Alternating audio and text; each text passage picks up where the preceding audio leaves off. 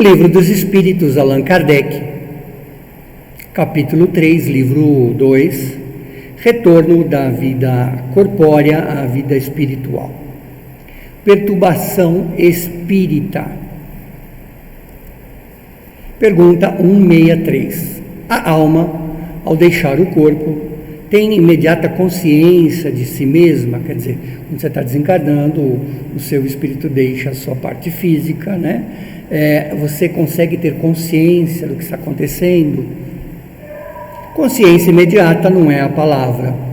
Ela fica perturbada por algum tempo. Pergunta 164. A perturbação que se segue, a separação da alma, né, e do corpo, com essa separação, é a mesma para todos os espíritos, em termos de duração e grau? Quer dizer, para todo mundo é igual? A resposta é não, pois depende da sua elevação. Então, cada espírito e seu grau de elevação, a sua diferença para esse entendimento, para essa perturbação, mais longa ou menos longa, a consciência rápida ou menos rápida. Aquele que já está depurado se reconhece quase que imediatamente, porque já se desprendeu da matéria durante a vida do corpo, né? Enquanto que o homem carnal, cuja consciência não é pura, conserva mais prolongadamente as impressões da matéria, da parte física. Pergunta 165. O conhecimento do espiritismo exerce influência sobre a duração maior ou menor da perturbação? Quer dizer, nós espíritas que conhecemos um pouco sobre a doutrina, o que estudamos a doutrina espírita, que sabemos da existência do corpo físico, do perispírito, do espírito, de como desencarnamos, né? Essa influência, né, sobre a duração, ela é maior ou menor com esse conhecimento que temos? Uma influência muito grande, porque o espírito compreende antecipadamente a sua situação. É óbvio que algumas religiões, alguns espíritos não conseguem compreender porque não têm esta cultura, esse entendimento sobre a morte. Mas a prática do bem e a pureza de consciência são o que exercem maior influência. No momento da morte, tudo a princípio é meio confuso. É necessário algum tempo, né, para a alma se reconhecer. Está aturdida, como no estado de um homem que saísse de um profundo sono e procurasse dar-se conta desta situação. A lucidez das ideias e a memória do passado voltam à medida que se extingue a influência da matéria, dissipando essa espécie de nevoeiro que obscurece os seus pensamentos. A duração da perturbação que se segue à morte, né, é muito variável. Pode ser de algumas horas, como de vários meses, e mesmo de muitos anos para alguns espíritos, né?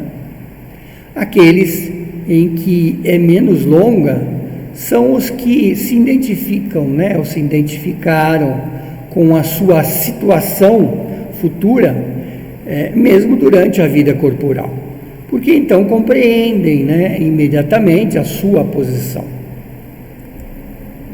Essa perturbação apresenta circunstâncias peculiares segundo o caráter dos indivíduos e, sobretudo, segundo o gênero de morte, ou como você, né, morreu, que forma você morreu, acidentalmente, né, num acidente de trânsito, por exemplo, com um tiro, ou de morte natural pela idade, com o esgotamento dos órgãos. Nas mortes violentas, por suicídio, suplício, acidente, a apoplexia, né, ferimentos e outras coisas, o espírito é surpreendido, né, quer dizer, é pego de de última hora, vamos dizer assim, né? E perplexo, não acredita que esteja morto. Afirma insistentemente não ter morrido. No entanto, vê seu corpo, sabe que é o dele e não compreende porque esteja separado da parte física ali. Procura as pessoas pelas quais sente estima, né, seus entes queridos, dirige-se a elas, né, e não compreende porque não lhe respondem, não enxergam que ele está ali, né? Esta ilusão dura até o completo desprendimento do espírito. E é somente então que ele reconhece o estado e compreende que não faz mais parte do mundo dos vivos, dos encarnados. Este fenômeno é facilmente explicável. Surpreendido pela morte, o espírito fica atordoado como uma brusca mudança que nele se opera, que ocorre. Para ele, a morte é um sinônimo de destruição e de aniquilamento. Ora, como continua a pensar, ver, a escutar, considerando-se vivo, o que aumenta a sua ilusão, e é o fato de que se ver em um corpo semelhante ao que deixou na Terra, que é o seu perispírito, né? Parecido com o corpo físico, cuja natureza etérea não teve mais ainda tempo de se verificar. Ele o julga sólido e compacto como o primeiro corpo, que é o corpo físico. Quando se chama a sua atenção sobre este ponto, admira-se de não poder apalpá-lo. Este fenômeno é análogo ao dos sonâmbulos inexperientes que não acreditam estar dormindo. Para eles, o sono é sinônimo de suspensão das faculdades. Como pensam livremente e podem ver, acham que não estão dormindo, né? No caso dos sonâmbulos, não estão dormindo. Certos espíritos apresentam-se a peculiaridade, embora a morte não lhes tenha chegado inesperadamente, mas é sempre mais generalizada entre aqueles que, apesar de doentes, não pensavam em morrer, pegos de surpresa, vamos dizer assim. Vê-se, então, um espetáculo singular de um espírito assistindo ao seu próprio funeral, como a um estranho, e falar dele como um assunto fora seu interesse, até o momento em que compreende a verdade da morte, da separação física.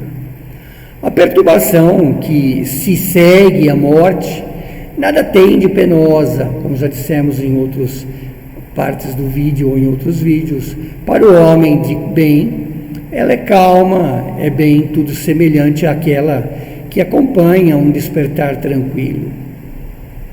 Para aquele cuja consciência não é pura, a morte é cheia de ansiedade, de angústias, que aumentam à medida que ele reconhece que desencarnou, que morreu e que a parte física se desligou da parte espiritual. Nos casos de morte coletiva, observou-se que todos os que perecem ao mesmo tempo nem sempre se revêem imediatamente.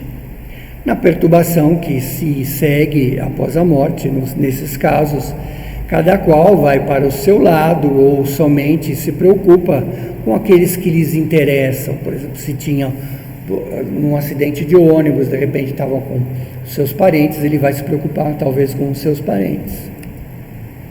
Com isso, nós terminamos essa parte do capítulo Perturbação Espírita.